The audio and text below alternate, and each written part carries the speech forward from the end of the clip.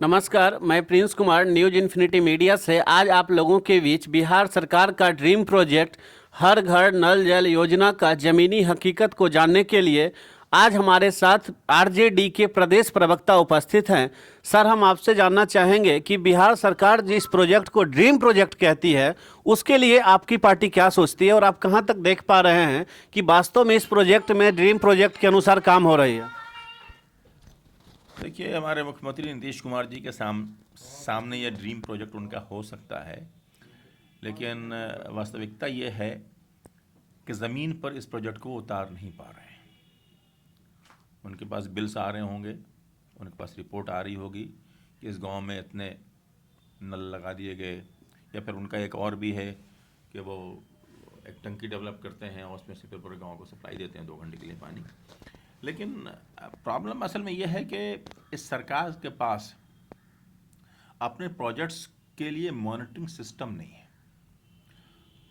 हमारे मुख्यमंत्री जी पिछले 15 सालों से अफसरशाही के ऊपर भरोसा करके चल रहे हैं। उन्हें जो लोग इलेक्ट होकर आते हैं उनके ऊपर उतना भरोसा नहीं जितना अपने अफसरों पे भरोसा है। और हकीकत ये है, रियलिटी ये है कि जितना अफसरशाही बिहार में करप्ट है उतना कोई भी दूसरा तबका यहाँ करप्ट नहीं है। और नीचे करप्शन जो है वो मुखिया के लेवल पर काफ़ी है। और मुखिया इस वक्त 20 लाख, 30 लाख, 40 लाख रुपए इलेक्शन लड़ने पे खर्च करते हैं। जो आदमी एक मुखिया बनने के लिए, जिसमें 2 गांव, 3 गांव, 4 गांव शामिल होते हैं, उस पर इतनी बड़ी रकम खर्च करता है तो फिर वो रकम को लौटाना भी चाहता है, वो कहाँ से लौटाएगा? फिर उसके और बीडीओ के बीच में, उसके और सीओ के बीच में, उसके और एसडीओ के बीच में अंडरस्टैंडिंग होती है। ये प्रोजेक्ट आया 2% 4 आना काम होगा, 2 आना काम होगा, बाकी पैसे जो हैं ये लोग बंदर बांट कर लेते हैं। पूरे बिहार का ये हाल है, आप कहीं चले जाएं। और सिर्फ नल जल की बात नहीं है, नल जल की परेशानी आपको देखनी है तो आप गाँव में गर्मियों में जाएँ और फिर देखें कि लोग, औरतें कहाँ से निकल के पानी ला रही हैं, कितनी परेशानी है, नहाने के लिए कहाँ जा रहे हैं लोग निकल के। तो सरकार के पास कोई मॉनिटरिंग सिस्टम भी तो होना चाहिए। आप जो एक्सचेकर का जो मनी है, जो आवाम के टैक्सेस आता है, उस टैक्स को आपने बजट बना तो दिया, आप दे तो रहे हैं अपने डिस्ट्रिक्ट ऑफिशियल्स को पैसा खर्च करने के लिए। वो डिस्ट्रिक्ट ऑफिशियल्स उस पर खर्च कर रहा है कि नहीं कर रहा, उसकी मॉनिटरिंग कौन करेगी? उसकी जिम्मेदारी क्या? अपोजिशन की जिम्मेदारी है ये। अपोजिशन का काम है पॉइंट आउट कर देना, आपको बता देना काम हो रहा है नहीं हो रहा है। और हम ये कह रहे हैं वैसे तो जिम्मेदार अपोजिशन पार्टी के कि आपके डेवलपमेंट के जितने 15 साल प्रोजेक्ट्स आए हैं उसमें ज़्यादातर फेल्योर रहे हैं। हाँ, आपने कुछ सड़कें बना ली हैं, आपने क्या नाम है फ्लाईओवर्स बना लिए हैं, कुछ बिल्डिंगें में खड़ी कर ली हैं, लेकिन उनके अंदर भी देखिए कि उनका जो टेंडर्स है वो 15 साल के मुकाबले में कितना गुना ज़्यादा है। कहीं पर 9 टाइम्स ज़्यादा है, कहीं पर 10 टाइम्स ज़्यादा है, कहीं पर 5 टाइम्स ज़्यादा है। तो इतने हेवी जो आपका इन्वेस्टमेंट जा रहा है इन चीज़ों में, पैसा किसका जा रहा है और गरीब आदमी तक कौन सी सेवा आप पहुँचा पा रहे हैं? आपने स्कूल की बिल्डिंग में तो बहुत पैसे लगा दिए, लेकिन स्कूलों में पढ़ाई नहीं हो रही है। आपके पास कोई चेक एंड मॉनिटरिंग सिस्टम नहीं है कि टीचर स्कूल आ रहा है कि नहीं आ रहा है, टीचर पढ़ा रहा है कि नहीं पढ़ा रहा है, अब पढ़ा रहा है तो क्या पढ़ा रहा है। तो ये जब तक आपकी मॉनिटरिंग सिस्टम नहीं होगी मजबूत, तब तक आप कोई चीज़ ज़मीन पर नहीं उतार पाएंगे।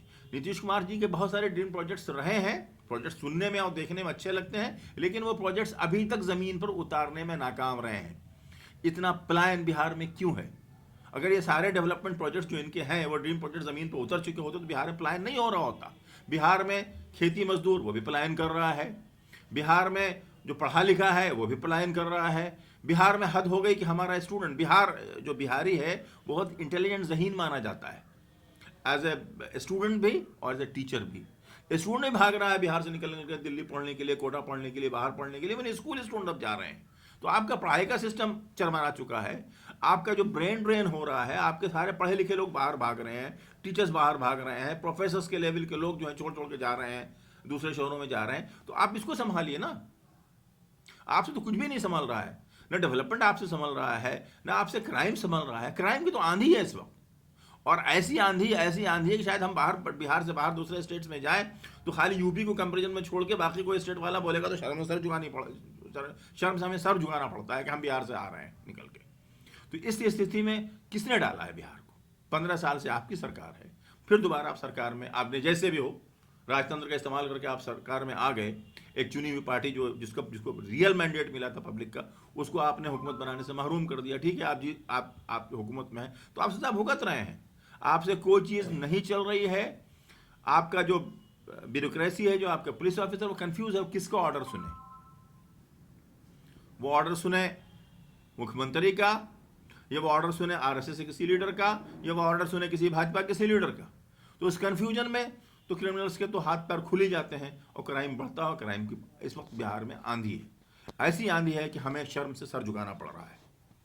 सर, आप 15 साल की बात कर रहे हैं। 15 साल में कुछ दिन आपकी भी सरकार नीतीश जी के साथ चली थी, तो सर उस समय आपने क्या क्या बदलाव लाया था ये पूरे सिस्टम में?